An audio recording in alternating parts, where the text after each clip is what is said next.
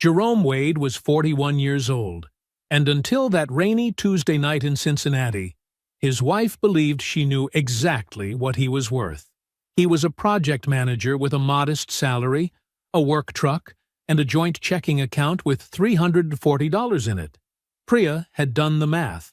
She had already spoken to a lawyer, already changed the locks, already planned where Jerome's garbage bags would sit in the garage he couldn't access. She had spent 14 months building her exit, while sleeping in the same bed as the man she was robbing. So when Jerome pulled into his own driveway that night, and she opened the door 4 inches, chain on, fully dressed, completely composed, she felt certain she had already won. She told him to leave. She closed the door. And Jerome stood in the rain outside a house he owned, next to an oak tree he had planted with his own hands, holding nothing. What Priya never thought to ask, not once in 9 years, was where that second phone came from, or whose name was on the black car that pulled up 2 minutes later. Before we jump into the story, comment where in the world you are watching from and subscribe, because tomorrow's story is one you need to hear. Jerome's windshield wipers swept back and forth in a steady rhythm as he navigated the dark Cincinnati streets. The rain created a soft drumming on the truck's roof, a familiar sound that usually brought comfort after long days on job sites. 11 days in Columbus had been productive, the kind of work that left a man tired in the right ways, knowing problems had been solved and things had been built properly. His work truck, a deliberately ordinary Ford F-150, handled the wet roads with familiar reliability. Like everything else in his visible life, the truck served its purpose without drawing attention. It was the vehicle of a working project manager, nothing more and nothing less. Just as his father had taught him, tools were meant to work, not shine. The digital clock on the dashboard read 10:47 p.m. Traffic had thinned to occasional passing headlights, and the streets were growing quieter as he made his way through familiar neighborhoods. His thoughts drifted to home. Not just the house, but the specific details that made it his. The oak tree he'd planted 7 years ago was growing strong and straight, its roots reaching deep into Ohio soil. He'd chosen that specific spot in the front yard carefully, calculating decades of growth into his decision. Jerome did everything that way, with patience and precision. His marriage to Priya had started the same way. 9 years of building something he thought was solid. She brought polish and charm to their life, while he provided the steady foundation. At least, that's how it had been in the beginning. Lately, there had been subtle shifts he'd noticed but hadn't allowed himself to fully examine. Small changes in routine, slight alterations in tone, tiny variations that most men might miss, but that Jerome, with his trained eye for structural changes, couldn't help but register. Jerome reached into his jacket pocket and pulled out his work phone, the one Priya knew about, the one that matched his visible life. His other phone, sleeker and newer, stayed secured in his inner pocket, where it had always been, unknown to her. Some things weren't meant to be shared until the right moment. Another lesson from his father. He dialed Priya's number, watching the rain-slicked road ahead as the phone rang. Once, twice, 3 times, 4, then voicemail. Her recorded voice, warm and professional. "You've reached Priya Wade. Please leave a message." Jerome ended the call without leaving one. He noted the lack of response the same way he'd note a hairline crack in a foundation, something to be observed and factored into larger calculations, but not reacted to emotionally. The neighborhood streets became more familiar as he turned onto his own block. The houses here were solid middle-class homes, well-maintained but modest. His house sat halfway down the street, a 2-story colonial that normally welcomed him with warm exterior lights. Tonight, though, the house was dark. The timer-controlled lights that had functioned perfectly for years were off. He pulled into the driveway, the truck's headlights sweeping across the garage door. Reaching for his key fob, Jerome pressed the button for the garage door opener. The small LED flashed red. Code not recognized. He tried again. Same response. Moving with the same deliberate calm that defined all his actions, Jerome stepped out into the rain. He walked to the side door, key in hand. The deadbolt had been thrown from inside. The front door yielded the same result. Jerome knocked, his knuckles making a solid sound against the wood. He waited, rain soaking into his jacket. When no response came, he knocked again. Harder this time. The porch light snapped on, sudden and harsh. He heard footsteps inside, then the sound of the chain being drawn across its track. The door opened 4 inches, revealing Priya's face. She was fully dressed, her makeup perfect, her expression composed in a way that spoke of rehearsal rather than surprise. She had been waiting. "I changed the locks this afternoon," she said, her voice steady and practiced. "Your things are in the garage. I've already spoken to a lawyer. I need you to leave." "What is happening?" Jerome asked, his voice level despite the rain running down his face. Priya's response was simple, final. "I need you to go, Jerome." The door closed with a soft click. Jerome stood motionless, rain falling steadily around him. His work truck sat in the driveway. His bag held his laptop and work document. The joint account Priya knew about contained $340.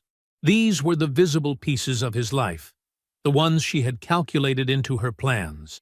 Jerome turned slightly, looking at the oak tree he'd planted. Its branches moved gently in the rain, strong and rooted. Then, with the same quiet precision that marked everything he did, he reached into his jacket and removed his second phone. He made a single call. "Go ahead and bring it around," he said softly. He ended the call and stood at the end of his driveway, hands loose at his sides, waiting in the rain, as though this moment had always been part of a larger blueprint. 2 minutes passed like water flowing over stone, steady, measureless, inevitable. Jerome stood motionless at the end of his driveway, the rain settling into his clothes with the same patience he'd inherited from his father. Each drop was a timer counting down to something Priya hadn't calculated. Headlights appeared at the top of the street, their beams cutting through the rain with deliberate grace. The vehicle moved unhurried, like something that had never needed to prove its worth. As it drew closer, its form became clear. A Rolls-Royce Cullinan, completely blacked out from its massive grille to its tinted windows. The vehicle was a statement written in shadows and chrome, every line engineered to command respect without demanding it. The Cullinan pulled smoothly to the curb in front of Jerome's house. Even at rest, it seemed to hover above the wet pavement, its presence transforming the modest suburban street into something else entirely. The young driver, Marcus, who Jerome had hired 3 months ago through a separate LLC, stepped out with practiced efficiency. He moved to the rear door and opened it without a word, holding it with the precise angle and posture that spoke of professional training. Jerome walked to the car with the same measured steps he used on construction sites, each movement deliberate and grounded. He settled into the rear seat, and Marcus closed the door with a sound that wasn't so much a click as a whisper of precision engineering. The interior embraced Jerome like a familiar room. Dark, honey-colored leather wrapped every surface, hand-stitched and perfect. The cabin was completely silent, sealed against the rain and the world outside. Climate control had already created the exact temperature Jerome preferred. This was his space, ordered to his specifications 8 months ago, registered to an LLC Priya had never heard of, maintained with the same quiet attention he gave to everything that mattered. Jerome's personal phone buzzed in his pocket. The screen showed a message from Uncle Darnell, his father's younger brother, who'd spent 30 years as a financial advisor in Louisville before retiring. The man who'd taught Jerome that money, like anything else worth building, required both patience and precision. "She did it tonight?" Darnell's text was direct, concerned. Jerome typed back, "Tonight." The response came immediately. "You all right?" Through the Cullinan's tinted windows, Jerome watched his house, the lights moving from room to room as Priya walked through spaces she thought she now controlled alone. He thought about the documents waiting on his laptop, the careful legal architecture he and Phyllis had been constructing since Darnell's warning call 8 months ago. "Better than she thinks," he replied. Marcus navigated downtown Cincinnati's rain-slicked streets with smooth competence. The Cullinan moved like a shadow through traffic, drawing the kind of attention that came with darkness rather than flash. They pulled into the private garage entrance of one of the city's most discreet luxury hotels, the kind of place that understood the value of privacy and charged accordingly. The suite occupied the entire top floor, accessed by a dedicated elevator that required both a keycard and a code. Jerome had maintained the space through another LLC for the past 6 months. One more piece of preparation Priya had never suspected. The monthly cost exceeded what she believed he made in a week. Inside, Jerome moved through familiar motions. The shower's pressure was perfect, the water temperature exactly right. In the suite's walk-in closet, a full wardrobe waited. Suits, casual wear, everything selected and maintained with the same attention to detail that marked every aspect of his hidden life. Clean and changed, Jerome sat at the desk and opened his laptop. The screen illuminated with documents that represented 8 months of careful legal preparation. Phyllis Okafor's work was, as always, meticulous. Each file represented a different aspect of Jerome's actual financial life. The 11 properties spread across Cincinnati, Columbus, and Dayton, the silent partnership in the commercial development firm, the trust his father had left him, $1.4 million that had grown to $4.2 million through patient, precise investment. Jerome reviewed each document with the same focus he gave to structural engineering reports. Nothing rushed, nothing missed, nothing left to chance. The complete picture was clear and clean, every asset protected, every legal foundation solid, every detail accounted for. Standing at the floor-to-ceiling windows, Jerome looked out over the nighttime city. Lights sparkled through the rain like stars brought down to earth. Somewhere out there, his properties stood quiet and profitable. His investments moved with the same patient certainty that had guided every decision since his father's passing. He thought about the oak tree, standing strong in the rain.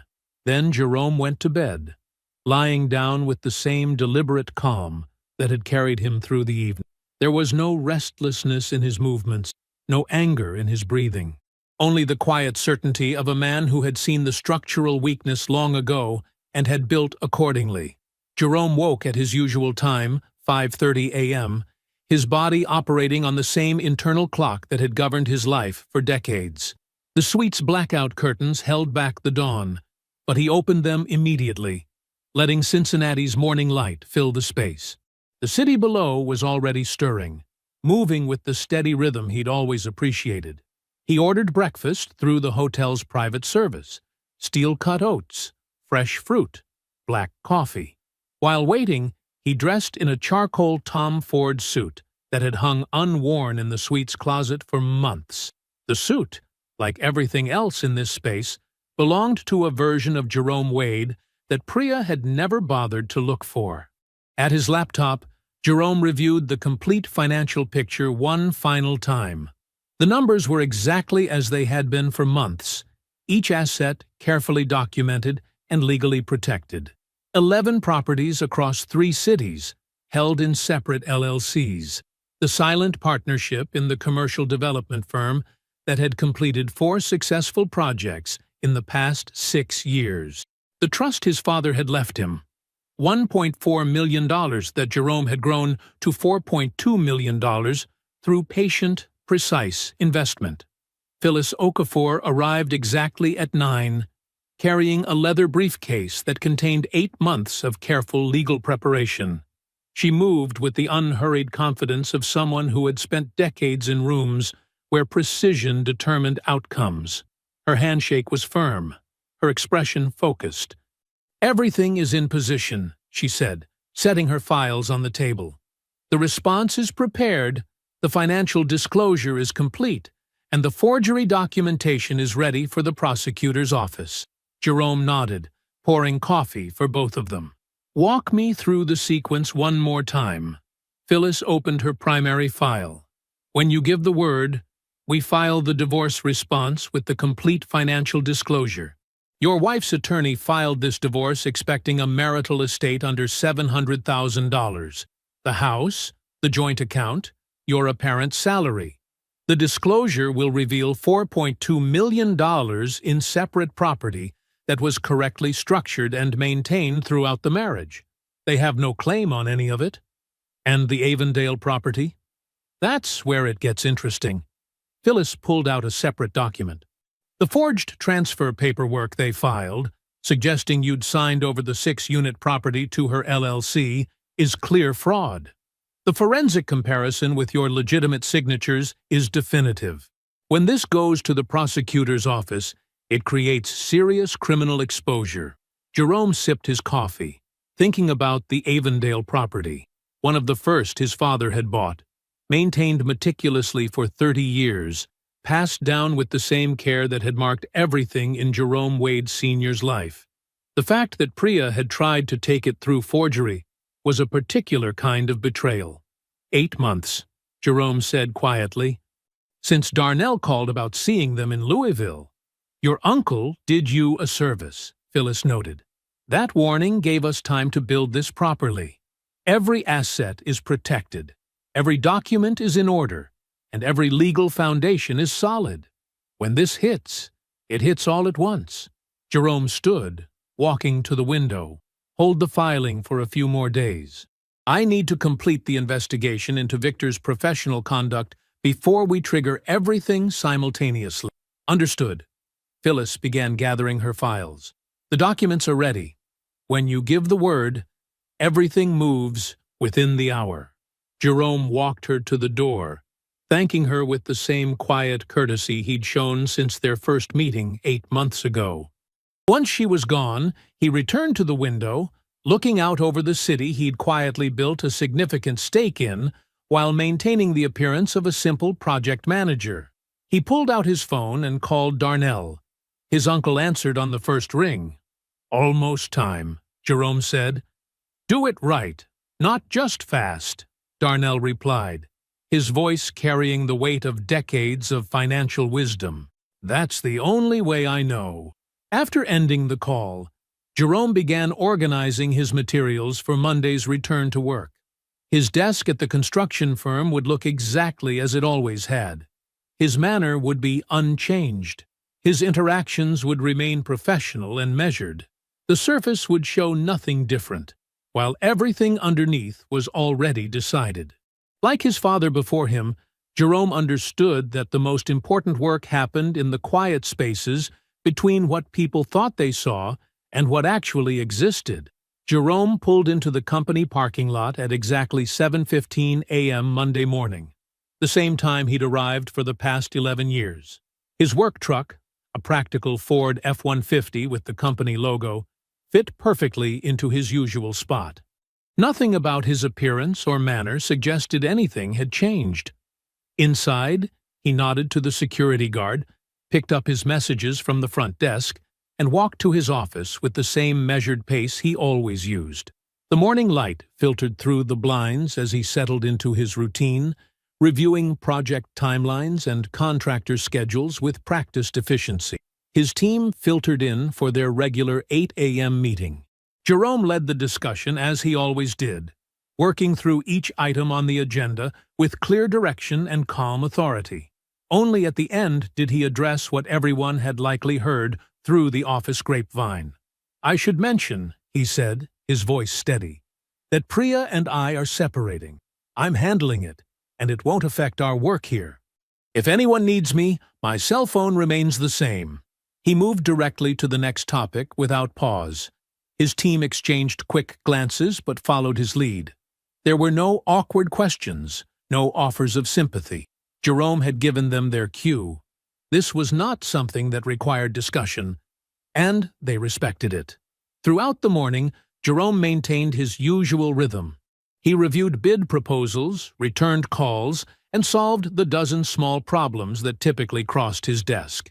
If anyone noticed that he seemed particularly focused, they likely attributed it to work being his refuge from personal matters.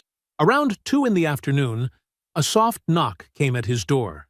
Adrienne Cross, one of the senior project coordinators, stood in the doorway. Her expression carried the weight of something that needed saying. "Do you have a minute?" she asked. Jerome gestured to the chair across from his desk. Adrienne closed the door behind her and sat down, her hands folded carefully in her lap. "I need to tell you something," she began, her voice low and controlled. "About a year ago, I was having dinner downtown at Martino's. I saw Priya there. She was with someone, a man. They weren't just having a business dinner." Jerome watched her steadily, letting her speak. "I've carried this for months," Adrienne continued. "I didn't know if I should say anything. I told myself maybe I was reading too much into it, that it wasn't my place." She met his eyes directly. "I'm sorry I didn't tell you sooner." "You're telling me now," Jerome said quietly. "That matters." Adrienne nodded, relief visible in her shoulders. "I just wanted you to know." "I appreciate that," Jerome said. Then he added carefully, "I need to ask you for one favor. If anyone from Priya's legal team, or anyone connected to Victor Ashby, reaches out about my work here, my projects, my client relationships, anything, I'd like you to document it and let me know directly." "Of course," Adrienne said without hesitation. She stood to leave, then paused. "Jerome, you're one of the good ones. I hope you know that." Across town that evening, Priya and Victor sat at a corner table in an upscale restaurant, sharing a bottle of expensive Cabernet. The lighting was soft, the tablecloth pristinely white, the atmosphere precisely what Victor preferred for celebration. "It went exactly according to plan," Priya said, swirling her wine. "You should have seen his face when he realized the locks were changed, standing there in the rain like he couldn't quite process what was happening." Victor smiled, reaching across to touch her hand. "And the attorney?" "Completely confident," Priya replied. "She says the settlement should come through in 4 to 6 months. Clean split, straightforward division of assets." She laughed softly. "Poor Jerome probably thinks he can contest it somehow." Victor raised his glass, the crystal catching the light. In his mind, he was already allocating the expected settlement funds, expansion of the design firm, new office space, perhaps that showroom in Over the Rhine they'd discussed. "To the next chapter," he said smoothly, every word carrying the weight of absolute certainty. Priya clinked her glass against his. Victor took a long drink, his expression confident and satisfied. The wine was perfect, the evening was perfect, and the future seemed perfectly arranged before them. He had no idea that the foundation he was building on didn't exist. Jerome sat in his office late Wednesday evening, the building quiet except for the soft hum of the HVAC system. On his desk, 3 folders lay open, each containing documentation from different sources, each telling part of a story Victor Ashby never expected anyone to piece together. His industry contact, Marcus Chen, had delivered the first batch of evidence that morning. Marcus ran business development for one of Cincinnati's largest commercial architecture firms, and had crossed paths with Victor Ashby numerous times over the past 3 years. "I thought it was strange," Marcus had said, sliding the documents across the conference room table at their breakfast meeting. "Victor's firm kept landing these contracts that seemed just outside their usual scope. Then I started hearing your name come up in conversations with clients." Jerome spread out the proposal documents Marcus had gathered. 3 major commercial design contracts awarded to Victor's firm between 2021 and 2023. The Hamilton Tower renovation, the River Point retail complex, the new University Medical Center wing.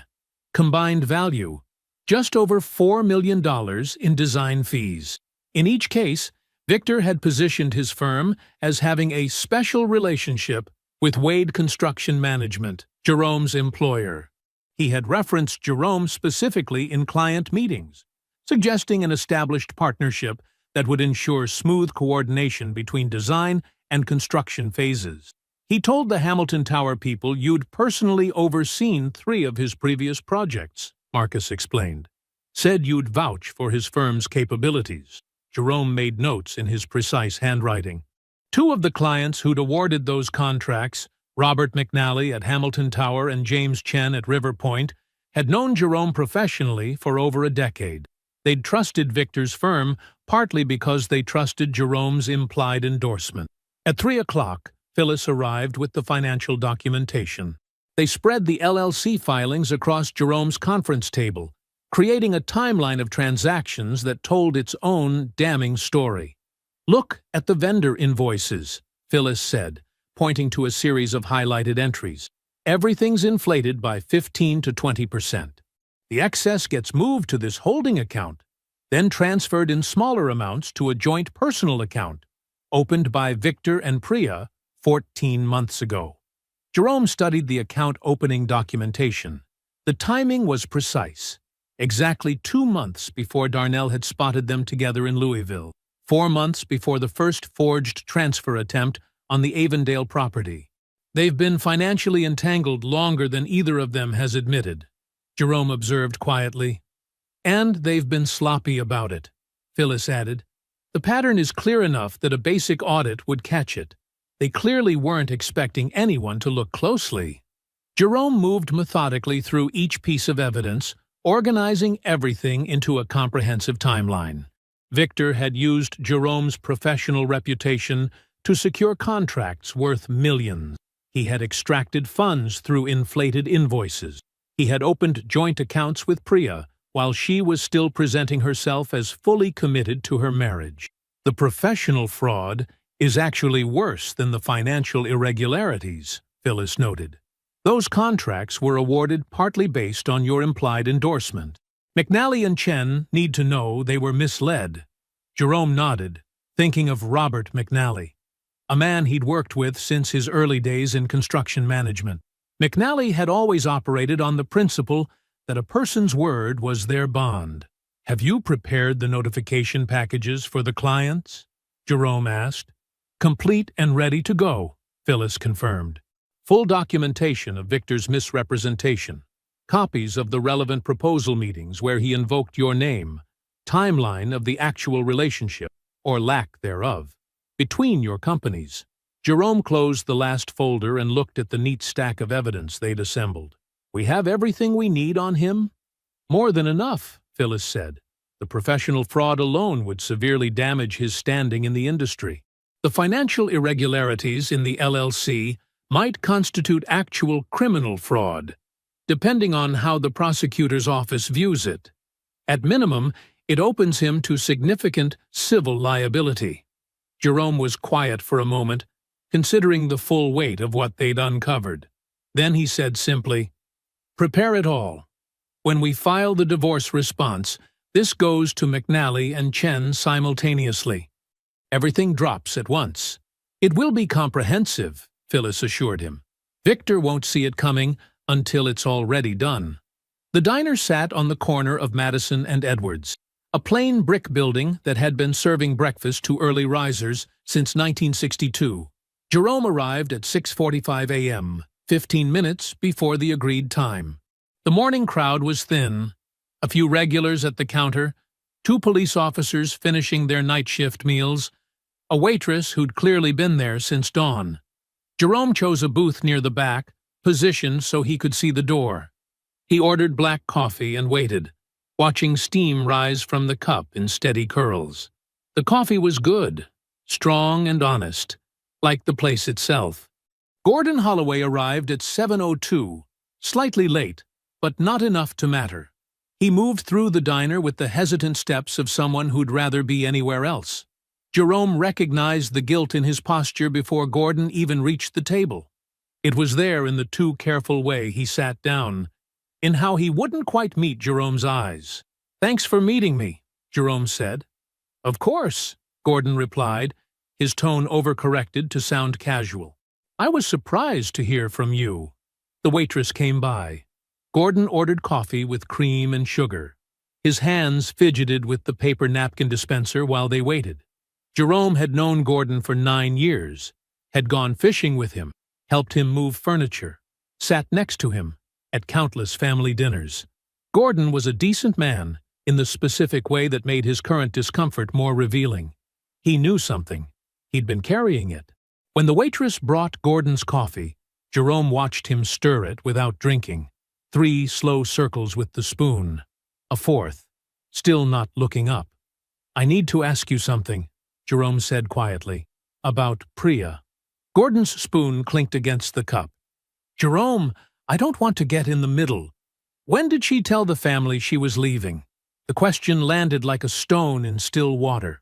Gordon's stirring stopped. His shoulders tensed slightly. I try to stay out of—" "Gordon." Jerome's voice remained soft. "I'm not here to put you in anything. I just need to know when." The diner's ambient noise seemed to fade. Just 2 men at a booth, steam rising from coffee cups, and the weight of a truth about to be spoken. Gordon stared into his coffee for what felt like a very long time. When he finally spoke, his voice was barely above a whisper. 14 months ago. He swallowed. "She told Mom first, then the rest of us at dinner that Sunday. She said she'd already decided." Jerome absorbed this with perfect stillness. 14 months. Before Darnell's warning call about Louisville. Before the forged transfer attempt. Before Jerome had any reason to doubt their marriage was intact. 14 months of ordinary mornings. Of discussing paint colors for the guest room. Of planning the garden for spring. Of Jerome kissing her goodbye before work. Of cooking dinner together. Of talking about their days. 14 months of her family, knowing it was already over while Jerome built their future alone. "She made us promise not to say anything," Gordon added, as if this somehow helped. "She said she needed time to—" "It's okay," Jerome interrupted softly. He reached for his wallet and placed enough cash on the table to cover both coffees, plus a generous tip. "Thank you for telling me now." He stood, straightened his jacket, and walked out of the diner without looking back. Gordon remained at the booth, staring into his untouched coffee, as if it might offer absolution. Jerome got into the Cullinan and sat perfectly still behind the wheel. The morning sun slanted through the windshield, warming the leather interior. Traffic moved steadily past on Madison. The world continued its ordinary rhythm, while Jerome processed what 14 months really meant. Not the money, not the forgery, not even the affair itself, but 14 months of performing a marriage that existed only for him. 14 months of being alone without knowing it. He sat unmoving for several minutes, one hand resting lightly on the steering wheel. Then he started the engine, pulled smoothly into traffic, and called Phyllis. "File everything," he said simply. "Tomorrow morning." The hotel suite felt different that evening, more purposeful, like an operating room before surgery. Jerome sat at the dining table with Phyllis Okafor and Margaret Pruitt, his divorce attorney, surrounded by precisely organized stacks of documents. The city lights twinkled through the floor-to-ceiling windows, creating a backdrop that felt appropriately dramatic for what they were about to set in motion. "Let's confirm the sequence one more time," Margaret said, spreading out a timeline she'd drafted. Her voice carried the steady confidence of someone who had orchestrated complex legal maneuvers many times before. Jerome nodded, his expression calm. "Walk me through it." Phyllis opened her leather portfolio. "At exactly 9 a.m. tomorrow, I file the divorce response with the full financial disclosure. Every asset, every account, every property, $4.2 million in total. All of it properly structured as separate property throughout the marriage. The moment that hits," Margaret added, "Priya's attorney will have to completely reassess their strategy." They filed expecting a modest marital estate under $700,000. This changes everything for them. Simultaneously, Phyllis continued, the forgery documentation goes to the prosecutor's office. We've got the forensic handwriting analysis confirming the Avondale transfer document was falsified. plus the paper trail showing Priya attempted to record the fraudulent transfer. Jerome examined the forensics report one last time. His father's voice echoed in his memory. "Pay attention to the details, son. That's where the truth lives." "I'll make the calls to Thomas Reed and Michael Chen myself," Jerome said, referring to the commercial clients whose contracts were won using his name. "They deserve to hear it directly from me." Margaret slid 2 prepared statements across the table. These outline exactly what to say. Stick to the facts. No emotional language. Just that Victor Ashby used your name and professional reputation without consent to secure those contracts. "Thomas will pull immediately," Jerome said with quiet certainty. "He values reputation above everything else." Phyllis moved to the next item. "Once those calls are made, I filed a civil claim regarding the LLC financial irregularities. That will trigger an automatic freeze on the joint account Victor and Priya established 14 months ago. The documentation shows clear patterns of inflated vendor invoices being used to extract cash." Jerome stood and walked to the window, processing each step. The city sprawled below, thousands of lights marking thousands of lives continuing their ordinary course. Tomorrow, 2 of those lives would be fundamentally disrupted. "What about the Avondale tenants?" he asked, turning back to face the attorneys. Margaret checked her notes. "We've drafted a letter informing them that the ownership dispute is being resolved, and they'll receive formal documentation within 30 days. Their leases remain valid and protected throughout this process." "Good," Jerome said. "They shouldn't suffer for other people's choices." They spent the next hour reviewing every document, every filing, every planned action. Jerome asked precise questions, seeking clarity on specific legal language and timing. There was no excitement in his manner, no anticipation of revenge. He approached it like any other project, with thoroughness and attention to detail. As the meeting concluded, Phyllis gathered her files. "Everything is ready, Jerome. At 9 a.m. tomorrow, it all begins." Margaret stood as well. "Try to get some rest tonight. Tomorrow will be intense, even if everything goes exactly as planned." Jerome walked them to the door, thanking them both with quiet sincerity. When they were gone, he returned to the window. The city had grown quieter, but it never truly slept. Neither would he, probably. He thought about the oak tree in front of his former home, about standing in the rain that night, about the look on Priya's face through the 4-inch gap of the chained door. He thought about his father's words again. "Never let a person know the full size of what you've got until you know the full size of who they are." Standing there in the quiet suite, Jerome finally understood. His father hadn't been teaching him to be secretive. He'd been teaching him to be discerning, to watch, to wait, to know for certain before revealing yourself fully. Jerome turned off the light and prepared for bed. Tomorrow would arrive with its own momentum, and everything would change for Priya and Victor. But tonight was for silence, for stillness, for the last quiet moments before consequence.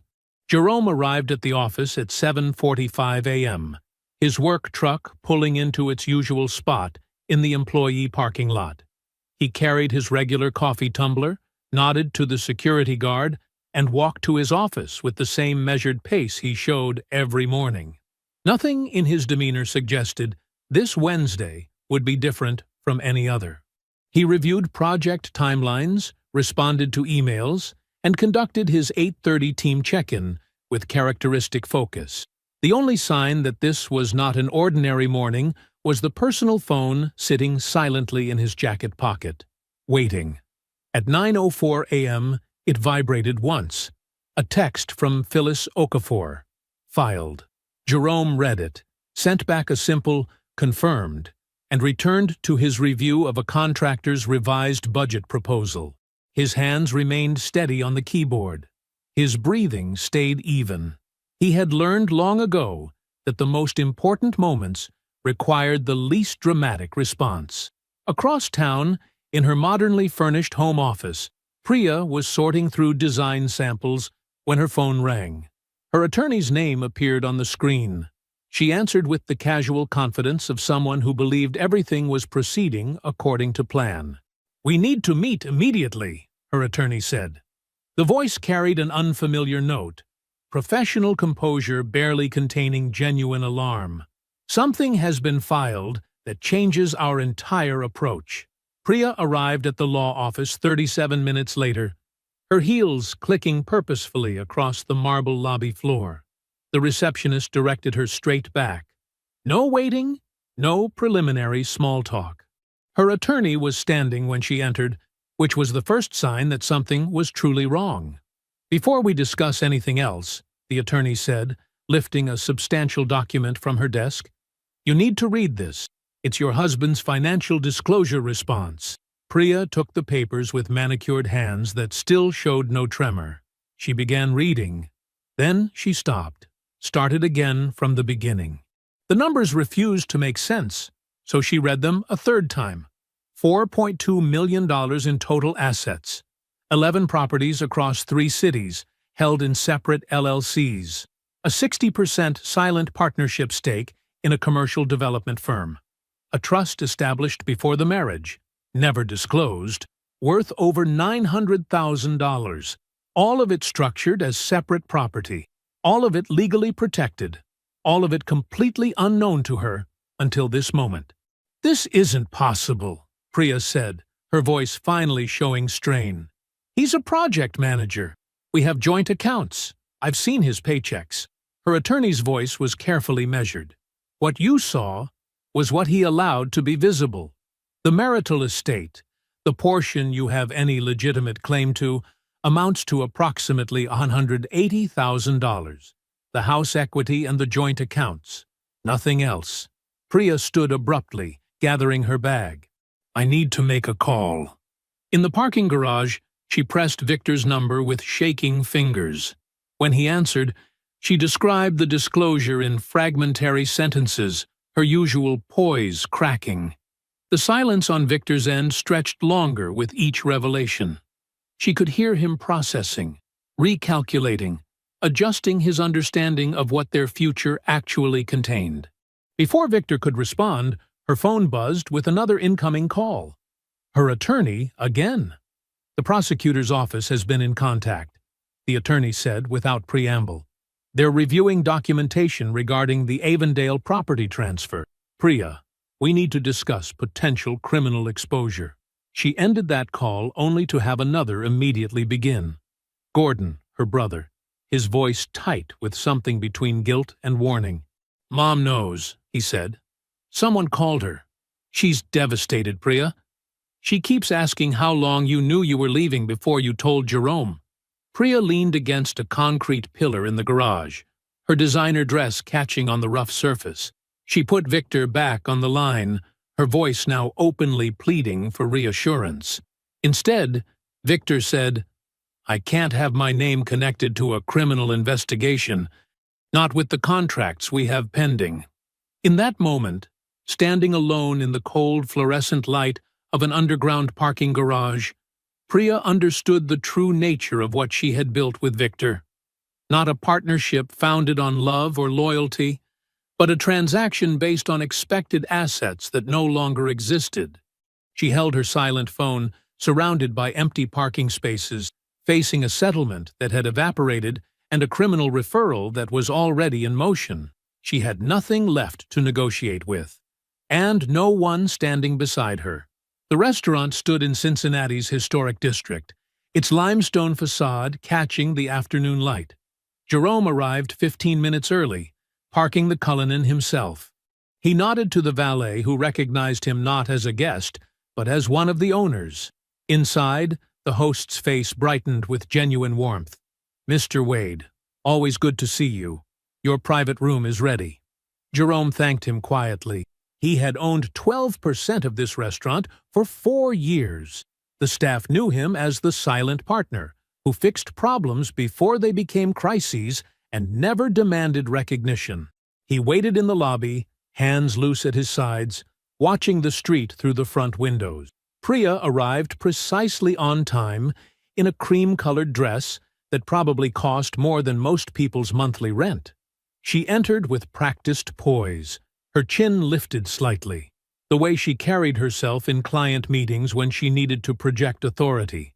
She saw Jerome first, then noticed how the host immediately approached him rather than her. "Mr. Wade, shall I show you and your guest to your room?" The word "your" landed with precise weight. Priya's step faltered almost imperceptibly. She had prepared for this meeting, believing she still held some advantage of familiarity, some ability to manage Jerome's reactions the way she always had.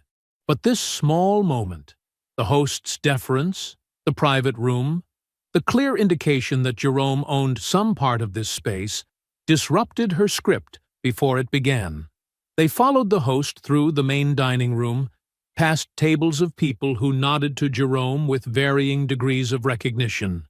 The private room was in the back, warm wood panels and soft lighting, a single table set for two. Jerome held Priya's chair without ceremony. They sat. Priya spoke first, her voice carrying the careful modulation of someone who had rehearsed their lines. "I know this isn't how either of us wanted things to end. I hope we can handle this like adults.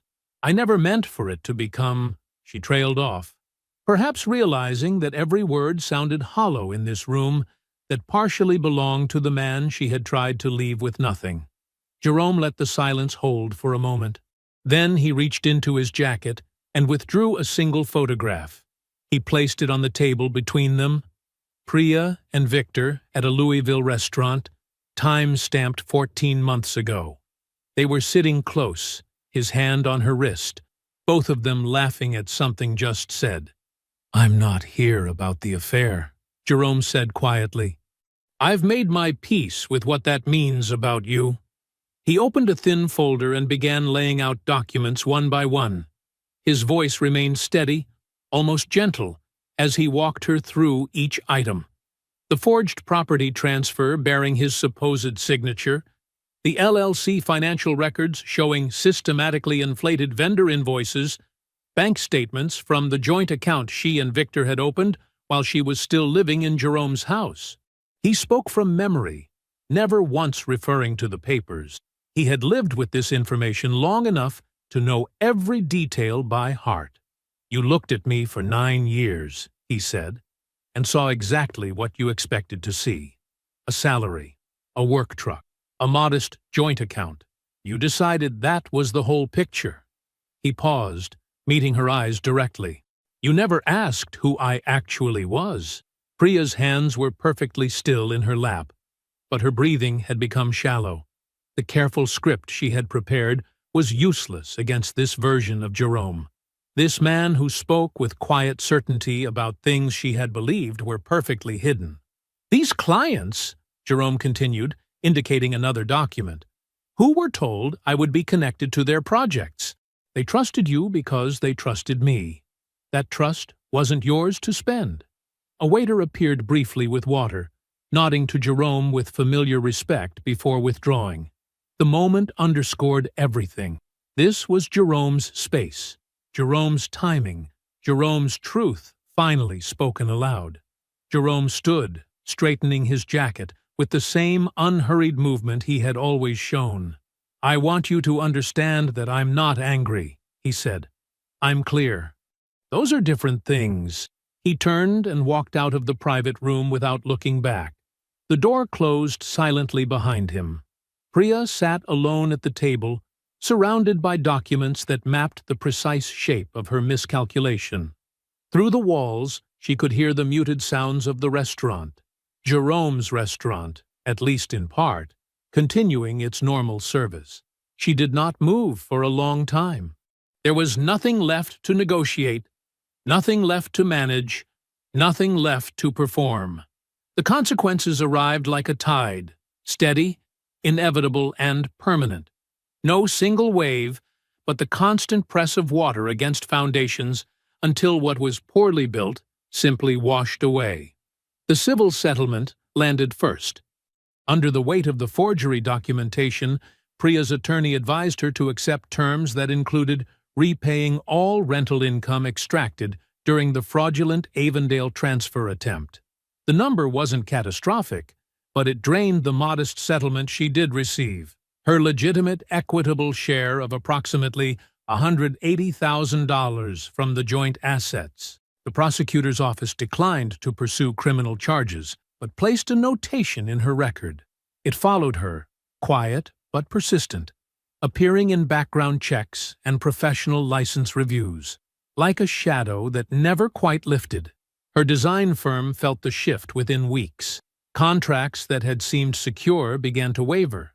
Clients who had come through Jerome's network found polite reasons to delay renewals.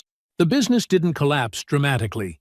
It contracted, steadily and quietly, until the office that had once hummed with activity fell silent more often than not.